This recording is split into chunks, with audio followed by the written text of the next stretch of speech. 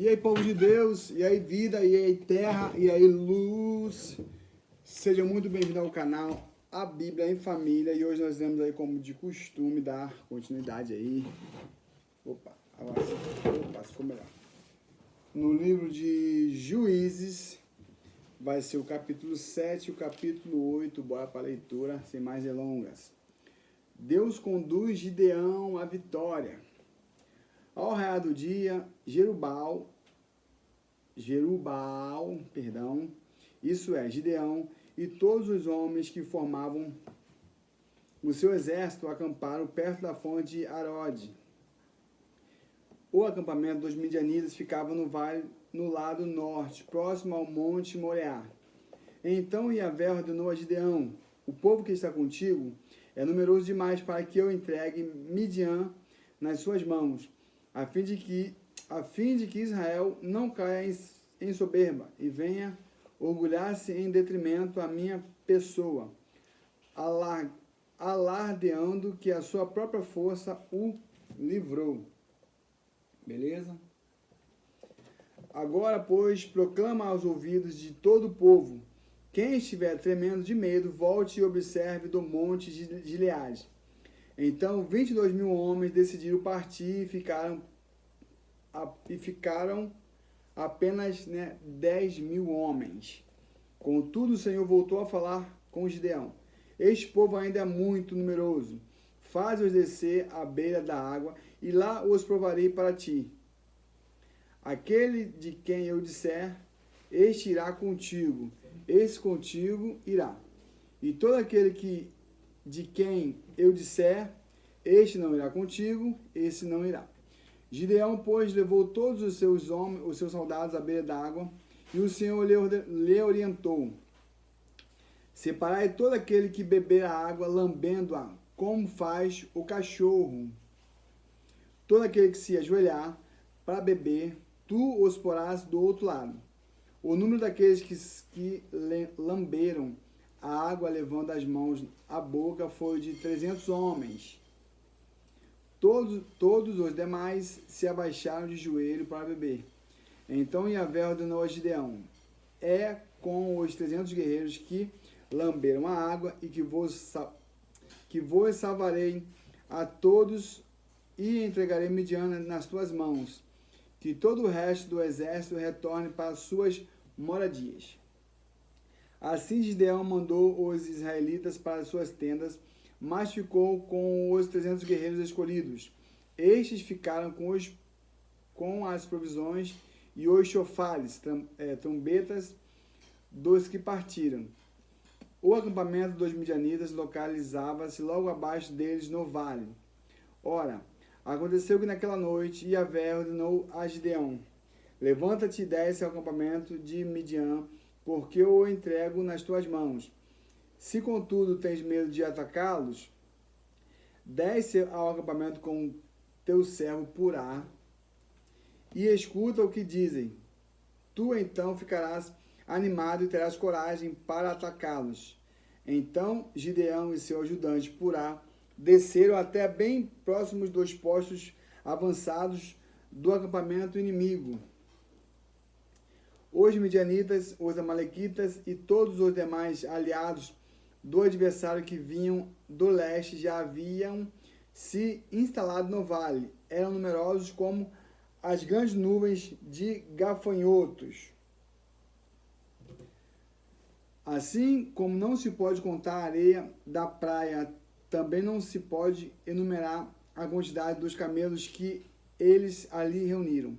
Gideão se aproximou no exato momento em que um homem contava o sonho que tivera a um companheiro, dizendo: eu sonhei que um pão de cevada rolou para dentro do nosso acampamento, veio e bateu com tamanha força numa tenda. Ela caiu, virou ao avesso e ficou estendida sobre a terra. Seu amigo prontamente lhe esclareceu: este sonho não pode ter outro significado senão a espada de Gideão, filho de Joás, o israelita. Isso quer dizer que Deus entregou os midianitas e todo o acampamento nas mãos dele, né? Isso aqui o companheiro do outro falando, né, do sonho. Assim que Gideão ouviu a narração do sonho e a sua interpretação, ajoelhou-se e glorificou a Deus.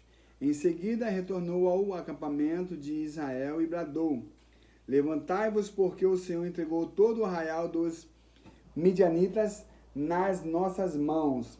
Então repartiu os 300 guerreiros em 3 pelotões e deu-lhes a cada um nas suas mãos chofares, trombetas e jarros vazios, com tochas dentro. E eles lhes ordenou: Fazei o que me vides fazer. E eis que quando eu estiver chegando à fronteira do acampamento, o que eu fizer, fazei-o vós exatamente do mesmo modo. Tocarei o chofar, a trombeta, eu e todos os que estão comigo. Então vós também fareis soar os chofares, as trombetas ao redor do acampamento, e bradareis por Yahvé e por Gideão. Gideão e os 100 guerreiros que o acampavam chegaram à extremidade do acampamento um pouco depois da meia-noite, após a hora da vigília, quando as sentinelas são trocadas. Imediatamente tocaram os chofares, as trombetas e quebraram os jarros que tinham nas mãos. Em seguida, os 3 grupos de soldados igualmente tocaram os chofares, as trombetas e despedaçaram os jarros que carregavam, empunhando as tochas com a mão esquerda e os chofares, as trombetas com a mão direita. Exclamaram em uníssono: A espada por Yahvé e por Gideão. E todos se mantiveram imóveis, cada um no seu lugar, ao redor do acampamento. Todo o arraial então se agitou e, gritando, os midianitas se puseram desesperadamente em fuga.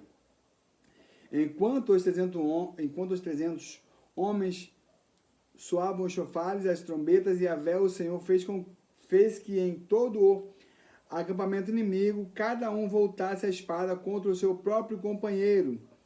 Todos fugiram apavorados até Betsita, na direção de Zerera, até a fronteira de Abel-Meolá, nas vizinhanças de Tabate.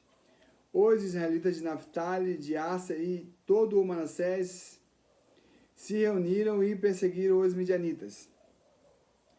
Gideão enviou por todas as montanhas de Efraim mensageiros, convocando: descei para atacar o exército de Midian, e ocupai antes deles as águas do rio Jordão e os seus riachos até Bet-bara. Todos os homens de Efraim foram arregimentados e eles cercaram as águas do Jordão até Bet-bara. Tomaram como prisioneiros 2 príncipes midianitas, Oreb e Zeeb. Mataram Oreb na rocha de Oreb e Zeeb no tanque de prensar uvas de Zeeb. E logo após a perseguição do exército de Midian, trouxeram a cabeça de Oreb e de Zeeb, à presença de Gideão, que os guardavam do outro lado do Jordão. As últimas realizações de Gideão, capítulo 8 de Juízes.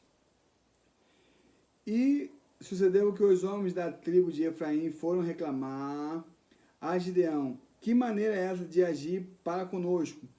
Tu não nos chamaste quando saíste a combater Midian? E o admoestaram severamente. Então ele lhe ponderou: que mais fiz eu em comparação com o que fizeste vós? O restolho das uvas de Efraim não é melhor do que toda a colheita de Abiezer? Foi em vossas mãos que Deus entregou os líderes midianitas, Oreb e Zeeb. O que pode fazer eu? Não se compara com o que fizeste vós. Diante deste esclarecimento, acalmou-se a indignação deles contra Gideão. Gideão chegou ao Jordão e o atravessou mas tanto ele como os 300 guerreiros que o acompanhavam estavam exaustos por causa da perseguição. Ordenou, pois, Gideão ao povo de Sucote: dai, rogo-vos, pedaços de pão aos homens que me seguem, porquanto estão muito cansados. e eu ainda estou perseguindo os reis de Midian, Zeba e Salmuna, ao que os príncipes de Sucote contestaram. Já estão em tuas mãos Zeba e Salmuna? Porque deveríamos alimentar tuas tropas. Ah, é assim que ages, replicou Gideão. Assim que o Senhor tiver entregado nas minhas mãos Zeba e Salmuna, rasgarei a vossa carne com os espinhos do deserto e com os abrolhos. Dali subiu a Peniel. Contudo, eles também responderam como o povo de Sucote. Declarou Gideão ao povo de Peniel: eis que quando eu retornar vitorioso, destruirei essa vossa fortaleza. A derrota de Zeba e Zalmuna. Meu Deus. Zalmuna. Estavam, portanto, Zeba e Zalmuna em Carcor com o seu exército, cerca de 15.000 homens apenas, todos os que haviam restado de todo o exército dos povos do deserto, os filhos do Oriente. Os mortos dentre os que levavam à mão a espada somavam 120.000 guerreiros. Olha aí. E Gideão só tinha 300, né? 300 contra, cadê? 120.000 guerreiros que puxavam espada, os caras eram bravos. E Gideão com 300. Gideão subiu pelo caminho dos nômades, os que habitam em tendas, a leste de Noba e Jogbeá, e atacou o exército inimigo, exatamente no momento em que este se julgava oculto e em segurança. Zeba e Zalmuna, os dois grandes chefes midianitas, fugiram, mas ele os perseguiu e os prendeu, e o exército inteiro foi derrotado. As vinganças de Gideão. Gideão, filho de Joás, retornou da batalha pela encosta de Heres. Ele capturou um jovem de Sucote e o interrogou. E o jovem depois, por escrito o nome dos 77 príncipes e anciões responsáveis pelo governo da cidade. Em seguida, Gideão rumou para Sucote e anunciou aos líderes e ao povo de lá: aqui estão Zeba e Zalmuna, a propósito dos quais zombaste de mim, dizendo: já estão em tuas mãos Zeba e Zalmuna, porque deveremos alimentar tuas tropas. Tomou imediatamente todas as autoridades da cidade e apanhou espinhos do deserto, abrolhos e sarças, rasgou-lhes os corpos, castigando-os severamente.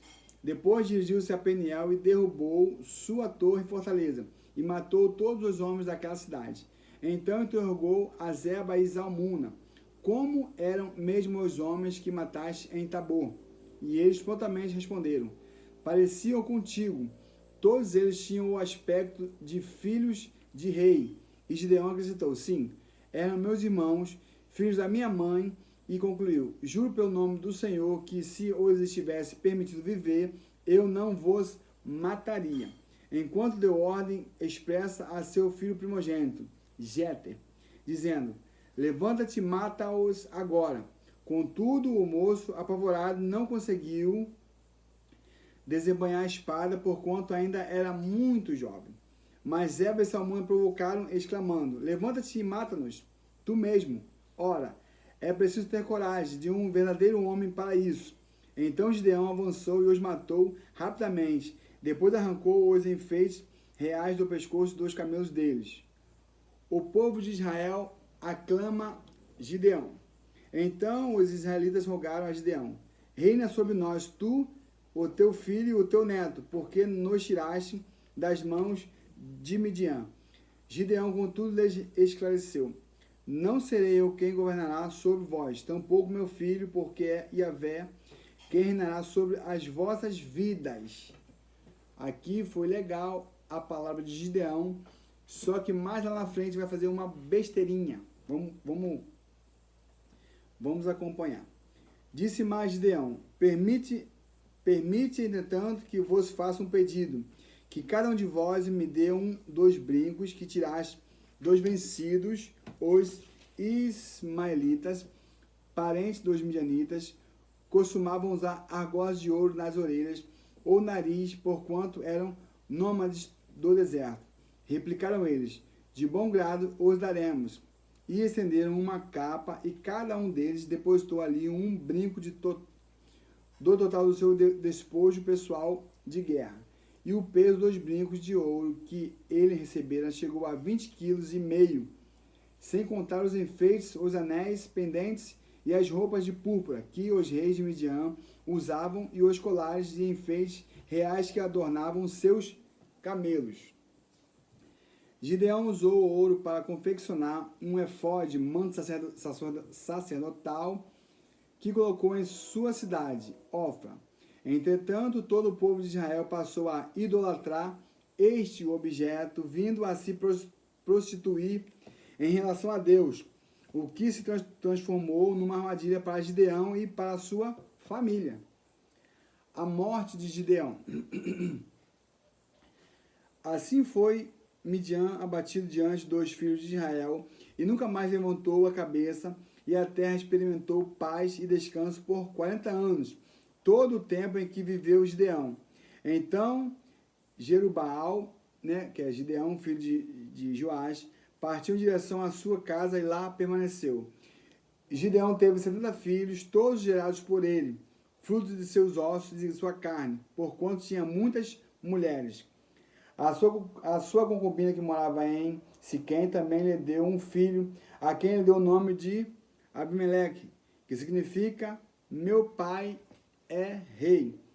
Gideão, filho de Joás, morreu pleno de dias, em idade avançada, e foi sepultado no túmulo de seu pai Joás, em Ofra dos Abizerritas.